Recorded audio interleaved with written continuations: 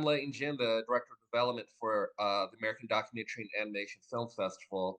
We're really excited. We've had a lot of submissions and we've had a lot of great entries for the 2024 festival, and one of them is from Jonathan Riles. And Jonathan, can you talk to us about the film that you're bringing to AmDocs this year? Yes, absolutely. So it is a micro short. It's just under 2 minutes long. And I like to describe it as like artists of the LGBTQIA plus community coming forward to recite what it means to them to um what the idea of freedom means to them and how we like navigate changes that are happening in the modern world and everything like that. And it's displayed in this kind of like old kind of VHS style. I really was inspired by like analog horror, like this Mm. idea of like VHS and 16 millimeter.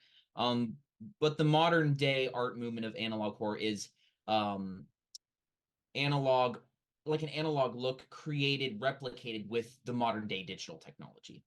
Oh. Um, but the other thing I'll say too is I work in animation. I do a lot of like kind of punny things, and this is a more I would say a more serious kind of work that I've done where it is dealing with hardships in the queer community, and I had a lot of interactions with my queer friends, and I was like, I feel like this is the time that I need to like make something about this.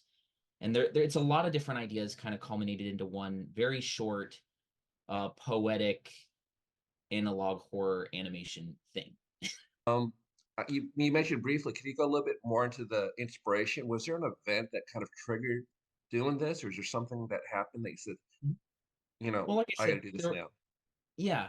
So there was several events, and they were really small moments, but they meant big things to me. So, like, for example, I have a friend who identifies as a trans male, and they just ended up getting top surgery, and they were going through all these moments where, like, all the different hurdles that they had to go through with health insurance, versus like clearing their name, like they are sane doing this, and they're almost they're in their early 30s now, and it's like Oh. there's all these arguments being made of, oh, um leave it to the adults, or like all these weird conversations, and it's like even people who are adults who know who they are, who have gone through trauma. That was a moment that really stuck out to me.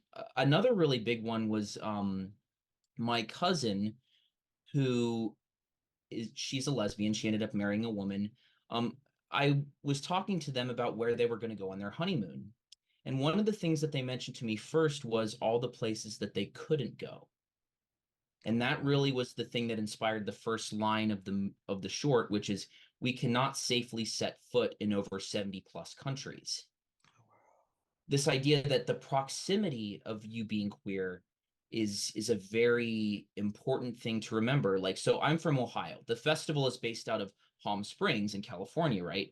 And one of Mhm. the things that's happening in Ohio right now is there is a bill that is being proposed that basically takes away the rights for like particularly trans youth up till they're 18, where they can't safely get a surgery. And there's, it's an Ohio specific state bill that is being proposed, and it's like you go to other places and it's like there are different pockets of, and I don't know how to describe it, like problems of bureaucratic society, how it's being perceived, and like these little pockets of, this place views it as this way, this place reviews it as this way, but the idea is that we we as queer people, we don't change, we just are, we're in places and we are where we are. And the proximity part of it is what really inspired the idea of it being called pride in our steps. Wherever we step, wherever we go, we have to navigate it. And so that kind of brought in the little feet token kind of metaphor with the animations and everything. But I think the idea of location and queerness is a really big thing that I thought about when I was going through these interactions with people. Is there plans to expand on this film? Because I know you said it was a micro, but it seems like just our conversation, we've gone over just quite a bit, and it could be something that could be expanded. Is that something you see, whether with this film or another project, to explore this even deeper and more more a longer piece, maybe full feature? That is a great question. One of the things I realized as I was writing the poem part of the short is because it's just one stanza after one stanza, I came out of this, I'm like, I thought this was going to be way longer than it actually was, and it ended up only being 2 minutes long. But what I actually have thought about doing, rather than, I would love to make a feature based off of this, but especially in the near future, one of the things that I'd like to do is take this short and actually bring it beyond the screen. So like Pride Columbus, which is the capital of Ohio, is a big thing that happens, every um June, during Pride Month, and I'd love to project this on the side of a building. Wow. Bring in like a 4K projector during the nighttime of when those kind of events are going and just flash, the poem across a building or something. And like I don't know if I'd consider it like guerrilla art style, but like I'd really love to like see where else this medium can transcend so more people can see it maybe when they're not expecting it to. Wow, that's a great idea. And I'm just like, if I could make a 90-minute poem out of this, like that's where I have to figure out like how would that transcend? And I'm still thinking about that. Um, Mhm. but I think the idea of like queer identity will be in future works of mine for sure. Can you talk to me a little bit about your background? I know you're a lecturer, I believe, at Ohio State. Yes, yes, I am. So it's interesting how I got to Ohio State because I am an animation filmmaker. And Mhm, so there's a lot of different things that kind of go into that with editing and sometimes drawing, sometimes creating your own sound design. All these different components are important to this medium. And I teach Photoshop at Ohio oh, State. So it's a lot of the Adobe Creative Cloud, Photoshop, Adobe Illustrator. There's a new program called Adobe Fresco, which is a mhm, vector-based program that's kind of working its way in. Um, we do a little bit of video-based stuff with animated GIFs, so Premiere Pro works in there too. mhm. But yeah, it's funny. I'm submitting final grades right now today for my students, and I've had a very very wonderful semester with them.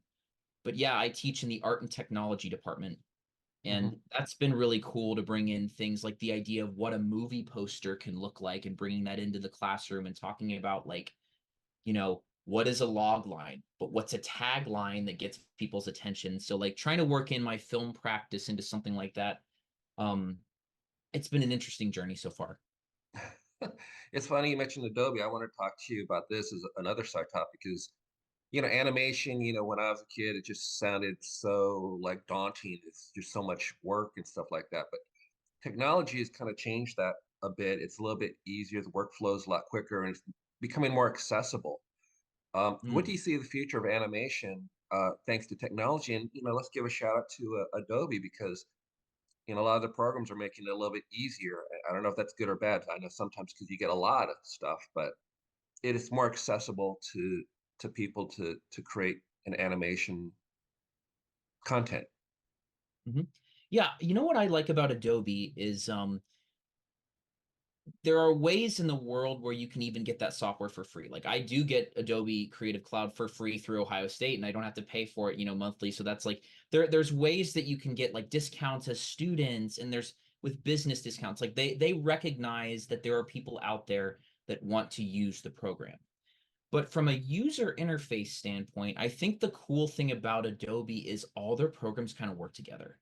Hmm. So like for I want to say like 2 years, the only tools I really used for my animation practice, and I've expanded since then, was just Photoshop and Premiere Pro. Like I would Well, animate in Photoshop, import it into Premiere Pro, and that's when I would work on the sound and I'd get the time code to be exactly where I wanted to be frames per second. But I was just like, is this all I need? And I just ran with that for 2 years. And I mean, I am trying to do a couple of different things now. Um, but it's just like you can screenshot a frame in Premiere mhm. and then import it directly into Photoshop, cut it out. Like it's just once you know the programs, it's just really, really quick. Mhm. And um I just like how they all are set up similar and that you can make them work together in ways like that. I think that's my favorite aspect about it. And I'm sure that Feel it. people who get Adobe have realized that too. It's like, whoa, Well, hopefully they find this and they hire you to be an instructor because I mean, part of me is thinking, oh, we should have you teach some of the filmmakers at our festival. I think that would be a great ooh, asset to have. yeah, Um, and you said some very kind words about our festival. You said it was your favorite one. How many times it have you been is to our by festival? a mile. Well, that's awesome. We love to hear that. What is it that makes AmDocs so special for you? Well, and I've thought about this a lot. Obviously there's a lot of good things, but to name a few, um, for me, you know, I just started kind of the route of teaching, and one of the things that you have to do to become at least a collegiate instructor in the arts is to go get your MFA, your Master of Fine Arts. And that was a decision that I made a couple years ago, and I ended up getting my graduate degree at the Columbus College of Art and Design in Columbus. And so I was just in my studio for so long trying to create things that I thought meant something in the world. And I remember this moment when I had finished my animation metamorphosis, which was at the festival last year.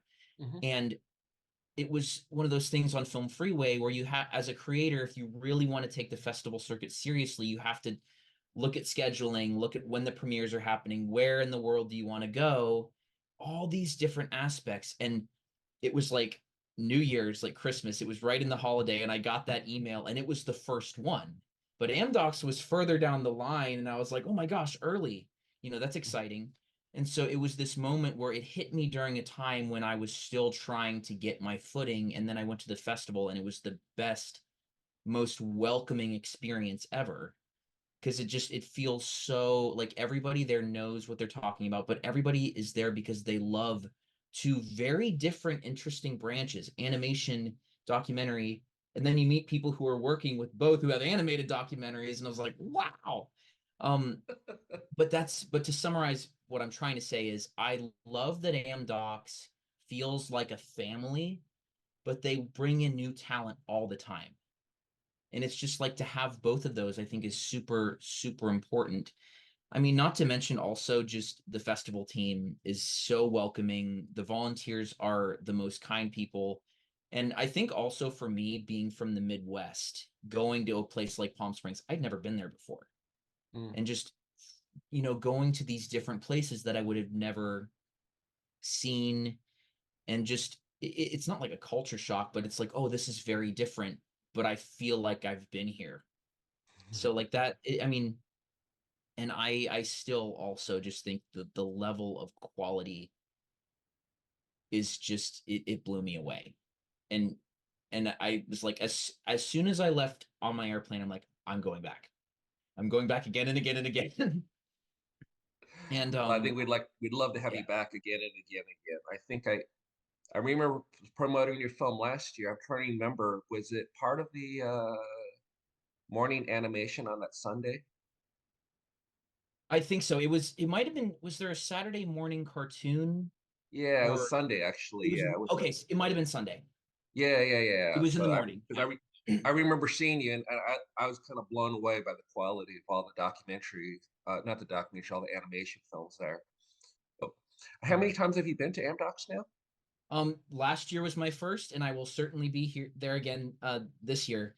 But I'll tell you one more thing that really, really was really special to me going to AmDocs my first time was just the people that I met actually led to some other really fun like festival opportunities. One of the people that I met at AmDocs was Hamlet Rubio, Oh and yeah. he's the festival director of the Vertical Film Festival of Tijuana. And when he watched Metamorphosis, he's like, "Oh, do you want to come be like a juror and presenter at this festival?" So I got to go back to California again, and now I'm kind of part of their like vertical filmmaker collective. And it's just like that's what it's all about, is going to a place where you don't know what's going to happen and then leaving with an opportunity or a connection that you didn't know was going to be something that's going to take your life in a completely different direction. And so the connection part of AmDocs, I think, is something that it has affected me in a very, very real way. Oh, So wow. Well, that's awesome. Congratulations on that. I'm excited for you. I think that's going to cover it for now, but I know we're going to be talking to you a lot between now and March, and we're yes, excited to have you back. I remember watching you around at the festival, and I was like, I don't know, it excites me to see enthusiasm and creative people together, yes. and that's what I always thought about every time I saw you coming by. Well, thank you. Jonathan, thank you so much. We're looking forward to your film, and I'm sure we'll talk more between now and then. Thank you so much for taking your time to talk to Yeah, us. of course. Yes.